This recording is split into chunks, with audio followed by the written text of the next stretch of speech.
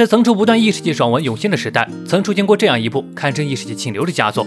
它没有龙傲天，也没有金手指，有的只是普通人穿越的异世界，为了生存与这个世界顽强抗争，无比真实的故事。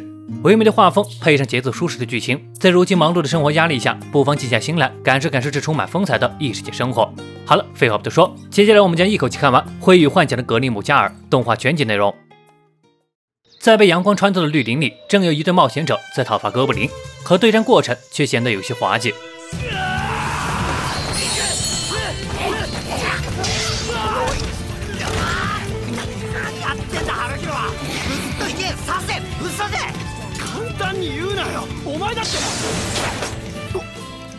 差点一剑要了队友命的弓箭手自知射不中箭，干脆提刀冲了上去。另一头拿着重剑的战士力量有余，但似乎有点太笨重了。魔法师更是离谱，怪都冲到脸上了，魔法都还没放出来。谁能想到整个队伍唯一靠谱的竟然只有牧师。在他的告诫下，众人清楚地认识到，在这个世界里，即便是最弱小的哥布林，他们也要赌上性命战斗，毕竟哥布林他也是不想死的呀。苦战结束后，新的一天又开始了。这里先简单介绍一下这支小团体。哈尔自觉比任何人都普通，但善于倾听温柔的人，经常充当队友们倾诉的对象。兰德非常擅长闲聊的话痨，损人可是他的一大强项。梦尔使用弓箭，但不擅长狙击，还是比较中意近身作战，性格大大咧咧，开朗活泼。阿莫凭体格就能看出来是队伍里坚实的盾牌，擅长做饭，性格稳重又细腻。露露胆小内向的魔法师，经常闹出施法失败的情况，但仍然在为了能帮助队友而努力着。马纳多充当着队伍里的治疗职位，也是队伍里的大脑，聪明且温柔，但似乎也有着不为人知的一面。在大伙吃饭的时候，大伙聊起了昨天的艰苦战斗，谁也没有想到最弱的哥布林他们都难以对付。这时马纳多突然下意识说起，是啊，毕竟这可不是在玩游戏呢。但此话一出，却让哈尔愣住了，游戏是什么意思？马纳多也沉思起来，他也不知道他下意识说出来的游戏一词是什么意思。没错，这个菜鸟队伍实际都是穿越而来的现代人。在不久前，哈尔从黑暗中清醒时，不知为何已经身处这个奇怪的世界。至于之前的事情，他一点都想不起来了。和他一同清醒于这里的，还有一些同样遭遇的陌生人。原居民告诉他们，这里名为格林姆加尔，存在很多与人类敌对的生物，要想活下来，就得成为见习佣兵，通过狩猎怪物来生活。穿越者里的猛哥挑选了几个人离开后，剩下没人要的他们，便凑成了一个队伍。在初次与哥布林苦战，配合得一塌糊涂后，大伙决定前往各自的工会，完成职业的选择。哈尔来到了盗贼工会，在性格豪放的美女老师手下，成为了一名负责侦查和净身突袭的盗贼。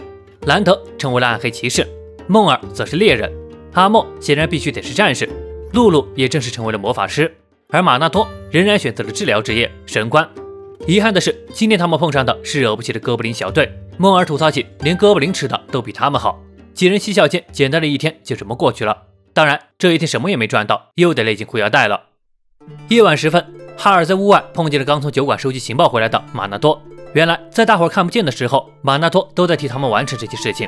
在哈尔眼里，马纳多是个令人安心的队长，一直默默照顾着他们这帮不靠谱的队员。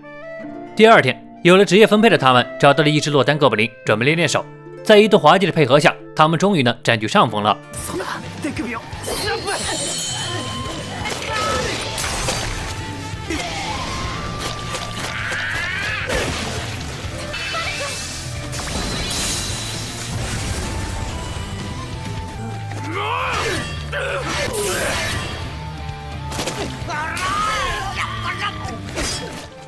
面对死亡的威胁，让哥布林也发出了不甘的怒吼。他们似乎也能感受到哥布林在说着他不想死，当然他们也同样如此。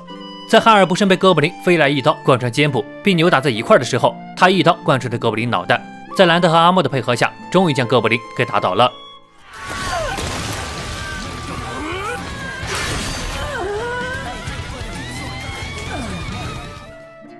可就在大伙还沉浸在战斗的余温中时，倒地的哥布林竟然是在装死，最终在兰德一刀又一刀下才彻底死掉。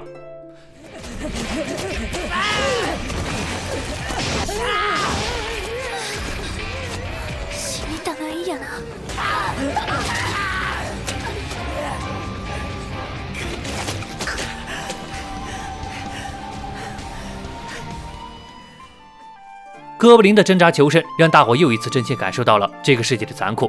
不是为了活下去，谁又愿意让双手沾满鲜血呢？他们的运气还不错，哥布林的战利品里竟然有一枚价值不错的狼牙。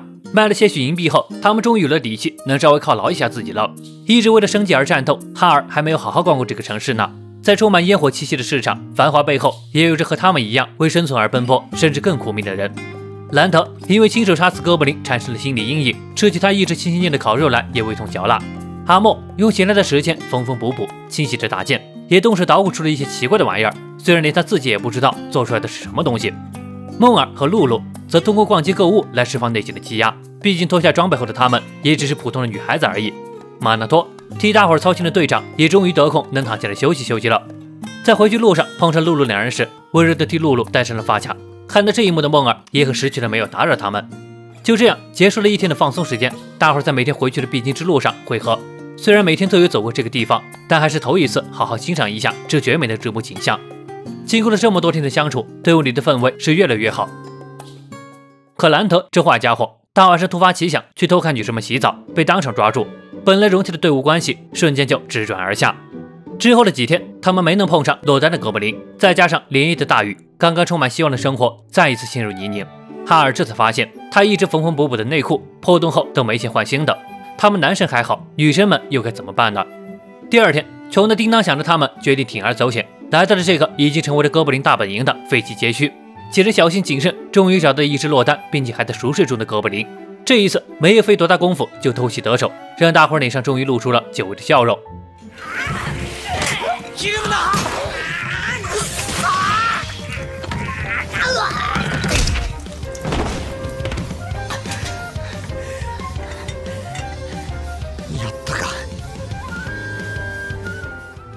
有了开门红，大伙儿就活跃了起来。他们专挑落单的哥布林，遇到成群的就躲得远远的，渐渐将侦查过的区域绘制成了地图，终于是步入正轨了。拿到赚来的钱，哈尔第一时间就去买了心心念的内裤。兰德带着阿莫去吃了拉面，这一次没有选择吃肉，也洋溢着满足的笑容。而露露见到马纳多是越来越害羞了，她那点小心思都看在好闺蜜梦儿眼里，让露露要试着勇敢一点。结束一天的消费，兰德买了一堆干粮回来，哈尔提醒道，可别到时候没吃完就全都坏掉了。阿莫的木雕也被众人发现，都惊叹于他这灵巧的手，怎么看都和这大块头对不上号。女孩们也在屋里美美的试穿新衣服。梦儿告诉露露，之后他们有闲钱了，可以去买套睡衣呢。就这样，日子虽然拮据，但也好在能凑合过。只要继续这样努力坚持下去，他们的生活就会越来越好的。但在这样的事件里，谁也不能保证下一秒会发生什么。经过在哥布林废墟的强化训练后，大家的实力是越来越强，也在各自的工会习得了职业技能。不知不觉间，他们已经从前干啥啥不行的菜鸟，蜕变成了能独自对抗哥布林的菜鸟了。午饭时间，看着嬉闹闲聊的大家，作为队长的马纳多也很开心。他们队伍的氛围越来越好，每个人也都成长了不少。他再次赞扬了所有人。阿莫是大家坚实可靠的盾牌，兰德总是能保持实践状态，比他们都要谨慎。梦儿胆子很大，说不定是队伍里最有勇气的人呢。露露选择了迷惑和阻挡敌人的隐魔法，在帮助队友上很可靠呢。至于哈尔，因为天色渐晚，没来得及说，大伙儿决定再去狩猎2只哥布林就回去了。可万万没想到，等待着他们的竟然是哥布林们的复仇。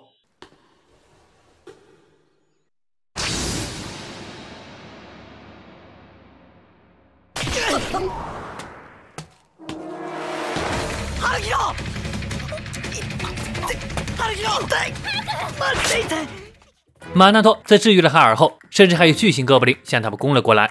他立马指挥众人赶紧撤退，因为有地图的缘故，他们有惊无险的逃了出来。但没人注意到暗处的弓箭手哥布林。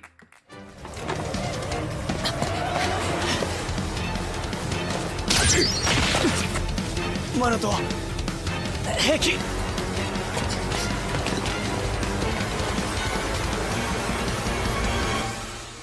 本以为死里逃生的众人，眼睁睁看着马纳多倒了下去。他一直苦苦支撑着那一箭之伤，就是为了让队友们能早些逃出来。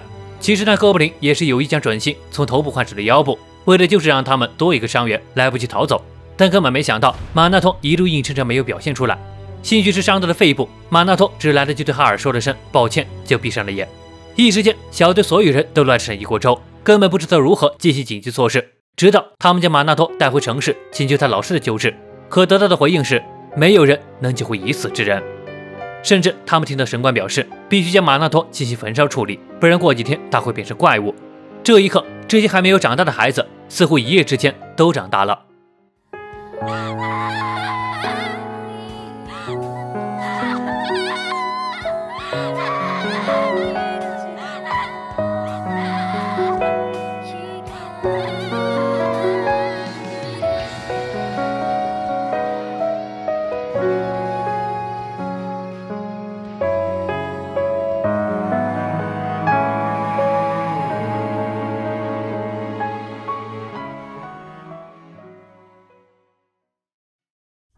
火葬场花了50桶，墓地花了50桶，死了一个人，他们竟然花了足足1亿硬币。这个世界就是这么真实残酷。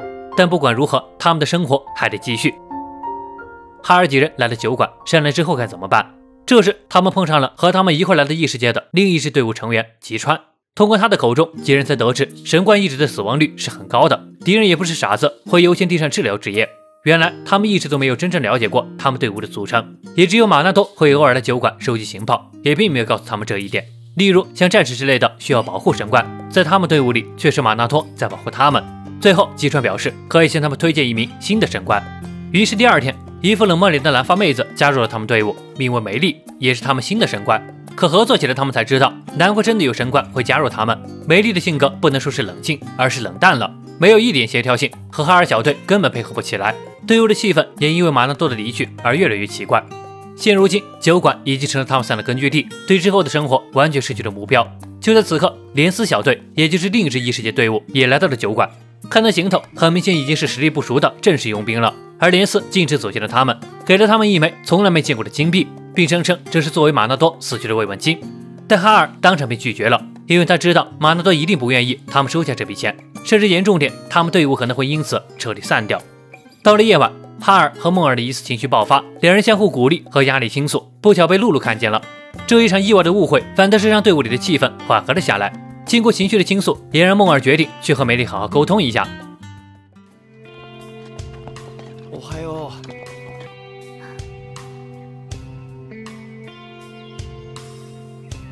これだよ。ただ挨拶しただけでどうしてそんな目で見られなきゃなんないのか。おはよう。梅丽的开口也给了他们主动沟通的信心，对哥布林废墟的讨伐之路也再一次打响，队伍的分工也明确了起来。毕竟现在的他们可没有马纳多的从旁照顾了。梅丽和马纳多不一样，他不会进行前线作战，治疗什么的也只会在战斗结束后再进行。对此，他们也只好习惯这样的作战方式。结束了一天的战斗，在院子里，哈尔想起了马纳多将他一直记录的笔记本托付给他一事，其实是想让他担起队长的职责吧。哈尔其实并不擅长，也不愿意成为队长，他没有自信能成为马纳多那样的人。但恍惚间，他似乎看到了马纳多在鼓励他，相信他可以做到。为此，他决定试着担起那份责任，试一试。在之后的战斗中，哈尔不再只顾着专注战斗，也分出一份心，对每个队员的战斗方式进行判断和思考，主动去协助队友完成简单的配合。不只是他，连兰德也知道保护身后的女孩们。大伙的改变都看在梅丽眼里，他对大家的态度正在渐渐改变。和梅丽分别后，为了更了解梅丽，大伙找到了她曾经的队友，询问关于梅丽的过去。这才知道，原来梅丽曾经也是个开朗活泼的女孩，和曾经的马纳多一样，也是队伍里的担当。队友哪怕有一点伤，都立马治疗。可知道他们遇到了一只可怕的地精 BOSS， 眨眼间就打倒了他们3名队员，而梅丽也因为魔力耗尽，没能救下他们。从那天起，梅丽便不再笑了，也不会再让自己的魔力耗尽。这件事以后，梅丽辗转了多支队伍，但收到的评价都不怎么好，后来便加入了他们的队伍。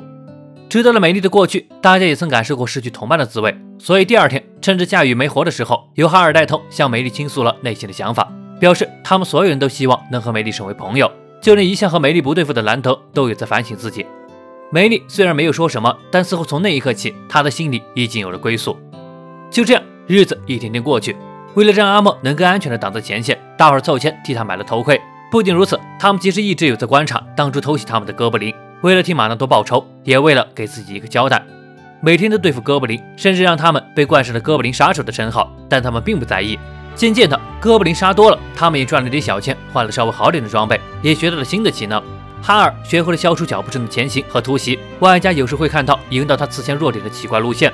露露学会了催眠敌人的引魔法，兰德学会了瞬间拉开距离和突刺，阿莫学会了能让敌人僵直的呐喊，梦尔学会了提高命中率的鹰眼，梅丽就不用说了，本来就是高他们几级的前辈，每个人的实力都在慢慢变强。终于在这一天，大伙寻到了曾偷袭他们的哥布林的老巢，决定替马纳多报仇。就在哥布林们毫无防备的时候，复仇之战打响了。没有辜负大家这段时间的努力训练，分工明确，完美配合。阿莫负责对付那魁梧的哥布林，露露在一旁时不时发个魔法协助，兰德负责清理小兵，哈尔和梦梦则对付哥布林首领，就连梅丽都在关键时刻出手相助，对受伤的梦尔和阿莫进行着治疗。就在即将拿下胜利之际，又是那熟悉的弓箭手哥布林偷袭了他们的神官梅丽。但这一次他们不再需要逃避，梅丽也不用像马纳多那样隐藏伤势，就这样，这场复仇之战在哈尔了结了那可恨的弓箭手之后，彻底结束了。大家用赚来的钱买了正式佣兵勋章，曾经的践行佣兵终于转正了。来到马纳多的墓前，将这一切都告诉了他。大伙也凑钱替他完成了此前的目标。不知不觉间，他们已经成为了一支还不错的队伍，就连梅丽也彻底融入了他们，终于重新有了笑容。为了缓解长时间战斗而紧绷的神经，大伙决定休息一天。这里每个人选择的休息方式也多少对应了他们穿越前的爱好。阿莫即便是休息时间，也在家修理武器和防具。兰德意料之外，竟然一大早就出去钓鱼了，而梦儿正好在他不远处攀岩。哈尔先是和桥上喂鸽子、怀念马纳多的露露聊了会儿天，接着又碰上了正在看书的梅丽，就这样闲聊着度过了一整天。大伙在酒馆会合，曾介绍梅丽来他们队伍的吉川告诉了他们，因为他们打倒了哥布林首领，让别处的哥布林纷纷涌入那里，劝他们也该换地儿了。哈尔和大伙商量后，也决定是时候摆脱新手村，去往更高阶的矿山了。但他们却忽略了梅丽，那里正是他最不愿面对的伤心地，一时间难以接受。就像他们后来也一直在避免去到马纳多牺牲的地方一样。可令人意外的是，经过这几天的相处，梅丽虽然内心很害怕面对，但她仍然鼓起了勇气告诉哈尔，她希望大家能帮她跨过那道坎儿，不然她就没办法和大家继续前行了。哈尔当然是毫不犹豫地答应了他。为此，他们将赚来的钱投入到更好的装备还有新的技能上。整装完毕，这才来到了新的练习场所——矿山。这个矿山有很多层，初次进入第一层的他们碰到的都是些低级地精，凭借他们新学到的技能，应对起来还是很轻松的。越到下层，怪物等级就会越高。第2、3层里出现的老地精，被露露用束缚魔法控制，还是可以对付的。可到了第4层，矿洞结构大变，这里竟然成为了地精们的农场。本想着好好商量对策再应敌的，可谁知道那原本会出现在更下层的地精 BOSS 竟然出现在这里。一见到他，梅丽就浑身发抖，因为他的同伴就死于这家伙之手。不过很快他便冷静下来，带着大伙先行下到了第5层，决定从其他通道返回地面。第5层来到了地精们的采矿区，几人小心谨慎，通过梅丽对这里的熟悉，成功穿过了危险区，躲进了一处怪物不会出没的神庙旧址。这里也正是梅丽曾和队友们来过的地方。之前马纳多导师提到过，人死后如若不进行火葬，就会变成怪物。没错，好巧不巧，他们在这里碰到了梅丽曾经死去的队友们。但真的到了这一刻，梅丽反倒冲到最前面。早在之前，他就学习过驱散诅咒的魔法，为的就是这一刻。大伙也使出了毕生所学，和这些没有灵魂的活尸展开了战斗。就算没有灵魂，但仍然可以使用身体的技能，让他们应对起来也多少有些吃力。直到梅丽奋不顾身穿越了火海，用驱散魔法让队友的肉身得到了解脱，并向他们做了最后的告别。失去的队友们只剩下留在梅丽心中的幻想和这一捧灰烬，就如同片名，这里是灰与幻想的格林姆加尔。不管过程如何，他们的最终归宿都将如此。梅丽完成了她一直想做的事情，解开了心中的枷锁，向队友们表示了感谢。可就在众人刚从情绪里出来时，那只地精 BOSS 突然杀到，不带一丝犹豫，哈尔便下达了撤退信号。因为这地精 BOSS 不仅仅实力强大，还会呼唤他的小弟们。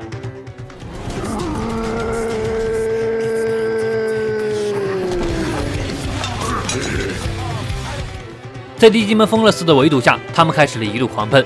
半途中，地精 BOSS 撞毁了上次的通道，让殿后的哈尔差点就掉下去了。关键时刻是兰德出手相助，不过代价却是他代替着哈尔掉了下去。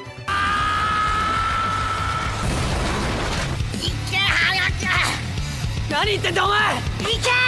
お前がリーダーだろうが！だからあんた死ぬなよ！当たり前だっつうの。回到上层的哈尔并没有着急，拿出了队长该有的冷静判断，决定重整旗鼓，从其他通道去救兰德。而兰德一边，一向运气不错的他竟然找到了其他出口，逃回了第4层。可伤重的他身边只有能召唤出的小恶魔，根本没有战斗力。况且那地精 BOSS 还跟个牛皮糖一样，一直追回了第4层。就在这生死之际，队友们赶回来救场了。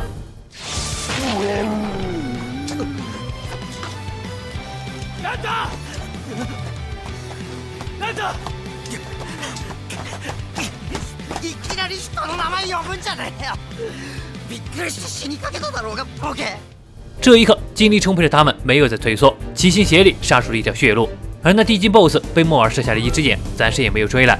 这场和死亡的竞赛终于结束了，众人纷纷松了口气。接下来就只剩下前3层的回城之路了，只要小心一点，应该不会出什么问题。可一波三折的最后一程，总是来得很慢。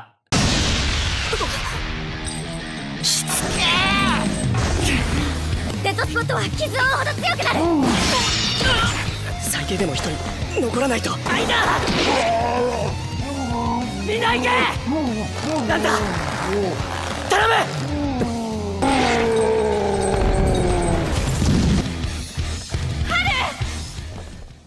そう言ってくれ。諦めんな！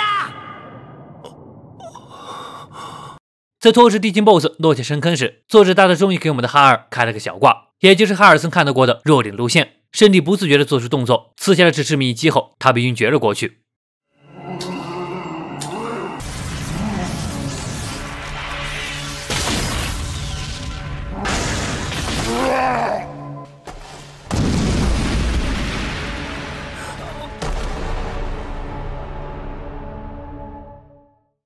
等他醒来，已经是回到了屋内。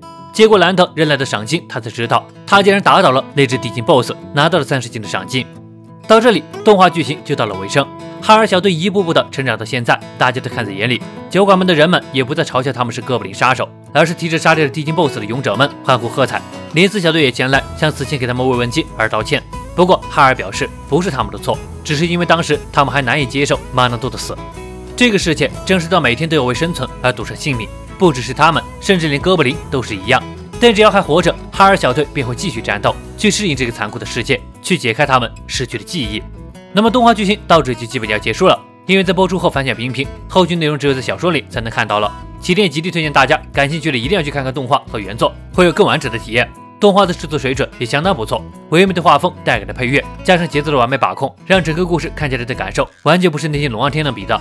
遗憾的是，这部优秀的作品没有达到应有的热度，只能说是生不逢时吧。能看到这里的小伙伴，别忘了点个赞，投个币哦。之后麒麟还会有更多优质作品带给大家。那么本期视频到这里就结束了，我是麒麟，那我们下期再见。